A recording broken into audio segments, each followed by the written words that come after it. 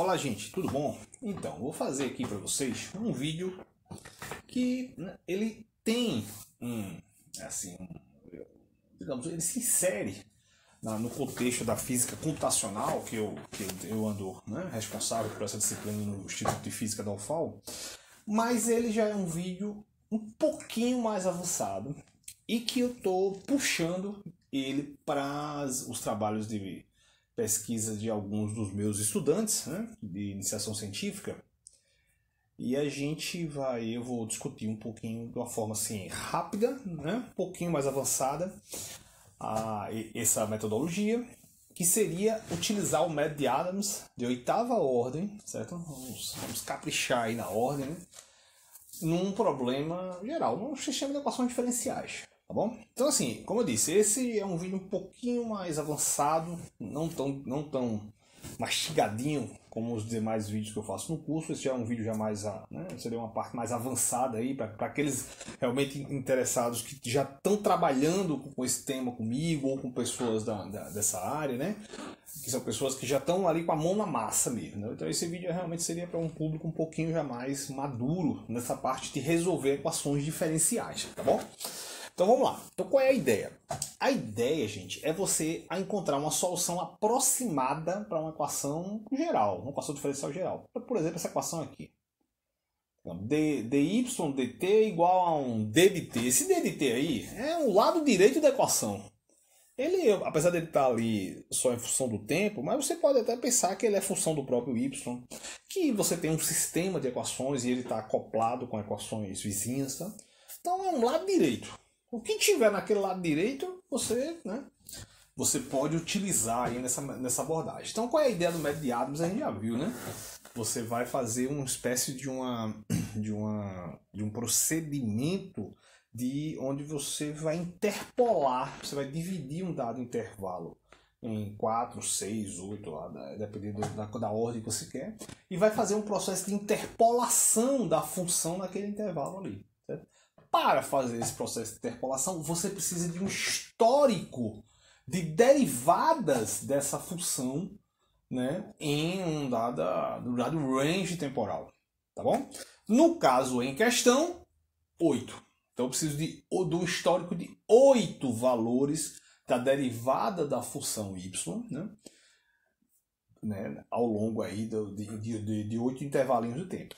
Então o método de Adams, a gente já discutiu isso, a gente fez a segunda e a quarta ordem aí. Ele não é um método, ele não se inicia, Você precisa iniciar a solução numérica desta equação diferencial. Você precisa iniciar a solução numérica com um outro método e obter o histórico de soluções dessa equação diferencial pelo número de passos igual à ordem do método de Adams. Então, se eu estou usando o método de oitava ordem, eu preciso de um histórico de 8 soluções dessa equação diferencial e, concomitantemente, o lado direito da equação, durante 8 instantes. Ok, gente? Então, eu inicio o problema, inicio as minhas equações diferenciais no tempo zero e resolvo ela 8 vezes e guardo esse histórico. De posse desse histórico, eu faço o processo da extrapolação lá, do método de Adams e deduzo esta equação aqui. Então, a solução no tempo futuro é a solução no tempo presente mais essa cacada de termos aqui. É uma constante C1 multiplicado por uma constante AM1 vezes o lado direito da equação no tempo t, uma constante vezes o lado direito da equação diferencial no tempo t menos ΔT, ou seja, um passadinho ali mais próximo, e assim vai. Aí vai descendo. Uma constante vezes o lado direito no tempo t menos 2t, t menos 3t, t menos 4t, e assim vai, até o sétimo aqui.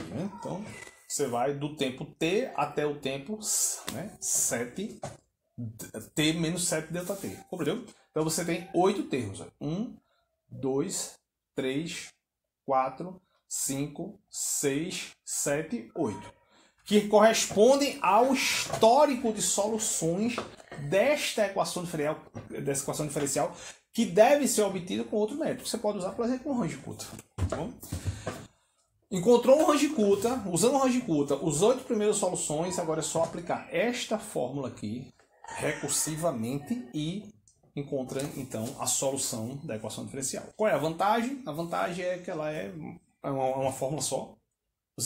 Aquele monte de somatório do Runge-Kutta, um monte de estágios do Runge-Kutta, você só vai precisar usar nas 8 primeiras soluções. Após isso aí, a solução é feita com uma única equação, com esta única equação.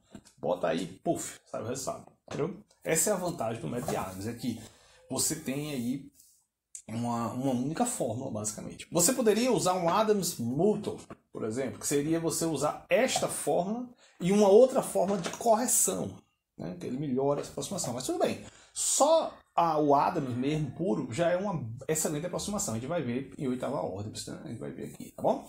Então vamos lá, vamos para um problema qualquer. Eu vou considerar que essa equação diferencial aqui é um problema que eu tradicionalmente já trabalhei aqui no canal, o problema de Morse.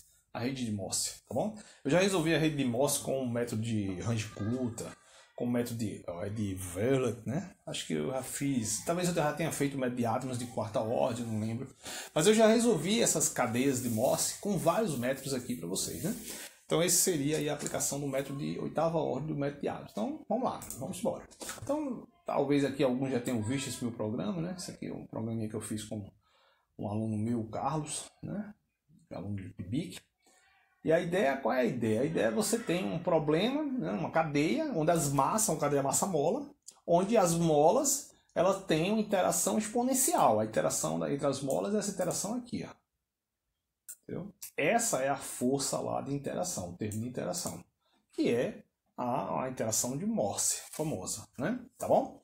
Então pronto, é uma cadeia massa-mola, onde você tem as massas iguais, mas as molas têm uma interação exponencial, tá bom? Seguindo a descrição do potencial, o famoso potencial de Morse, tá bom, gente? Que é essa formulazinha aqui, que está nesse comando return aqui, tá bom? Pronto, basicamente é isso. Então, é uma cadeia onde você tem uma equação para cada massa, e essas massas são acopladas com um termo aí potencial exponencial, tá bom? É o conhecido potencial de Morse, né? Que tem suas relações com outros potenciais famosos aí da área de estado sólido, líquido, e Lennard-Jones e tantos outros, tá bom? É um potencial bem interessante e muito utilizado nessas áreas, beleza? Então pronto, então como é que eu faço? Vamos lá. Primeiro, aplico um Runge-Kutta. Aplico aqui um Runge-Kutta, certo? Opa, desculpa, perdão, estou aqui em cima. Aplico primeiro um Runge-Kutta até o tempo 8. Inicializo a cadeia no tempo 0. E o tempo dt, 2dt, 3dt, 4dt, até 8dt, eu resolvo com o Runge-Kutta. Aquele Runge-Kutta tradicional. Calcula aquelas constantes lá, né? K1, K2, beleza? K3 e K4. E meto lá o nosso velho Runge-Kutta, né? Calculado, resolveu as posições e velocidades de cada massa, o que é que eu faço? Eu calculo a derivada, o lado direito da equação. Né? Essas derivadas eu guardo nesses caras aqui. Quem são esses caras aqui? São matrizes que vão guardar o histórico de derivadas. Entendeu? Então aqui eu vou guardar o histórico de derivadas. Onde esse carinha aqui é um contador, que ele começa em 1 e vai até 8. Tá? Então, quando esse número aqui for 1, é a primeira, é a derivada lá no tempo dt. 2 no tempo 2dt. 3 no tempo 3dt, assim vai. Então, essas matrizes aqui, elas vão guardar o histórico das derivadas aí, né? Terminou isso aí. Terminou aqui. Aí, o que eu vou fazer? Eu vou para o loop do Adams, que é esse aqui. Ele começa no tempo 9dt. Beleza? 9dt. Por quê? Porque os 8 primeiros dt eu resolvi com o Runge-Kutta. Eu inicializei com o Runge-Kutta. Agora eu vou utilizar o Adams.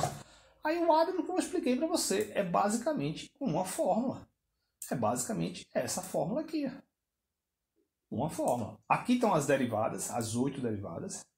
Eu guardo nessas variáveis aqui. E aqui eu aplico aquela formulazinha. A constante C1 e aquelas constantes AB1, AB2, AB3 que estão aqui, ó. Se você olhar, estão tudo aqui, né? Aqui eu chamei de AM1, né? AM1, aqui no meu programa, é AB1. Tá aqui, as 8 constantes. Né? O Adams é uma fórmula. Então, isso daqui, basicamente, é o método de Adams. Essa coisa aqui, né? Fórmula do método de Adams, né? De 8ª ordem.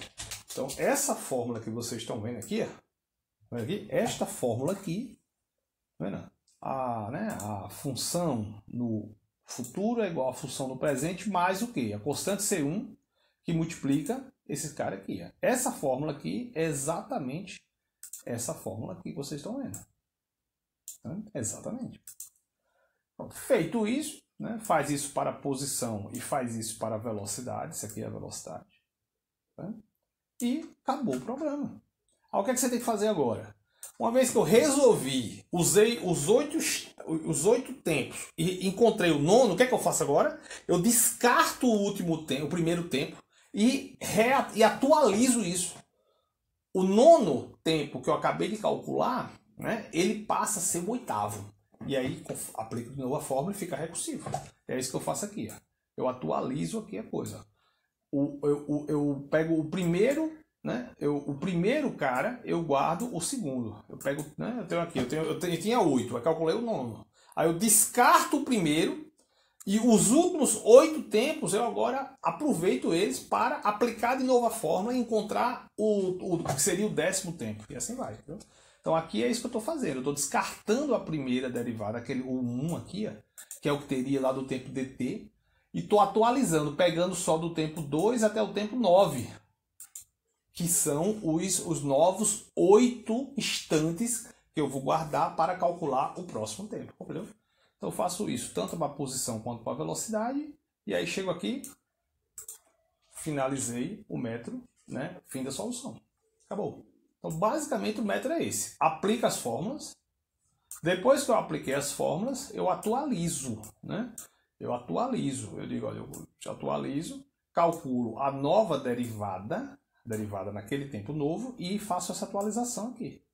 Entendeu? Eu tenho os 8 que eu tinha calculado com o Range-Code e tenho esse nono aqui. Aí eu descarto o primeiro e pego só esses 8 caras finais aqui, os últimos 8 instantes que eu tenho, e esses caras eu aplico de novo a fórmula de Euler. E aí o processo fica recursivo. Entendeu? Então basicamente é isso. Eu só preciso guardar as últimas 8 soluções temporais da equação e aplico a fórmula de Adams. Entendeu, gente? Então basicamente essa é a ideia do método de Adams. Muito simples. E como eu disse, basicamente uma fórmula. Uma fórmula.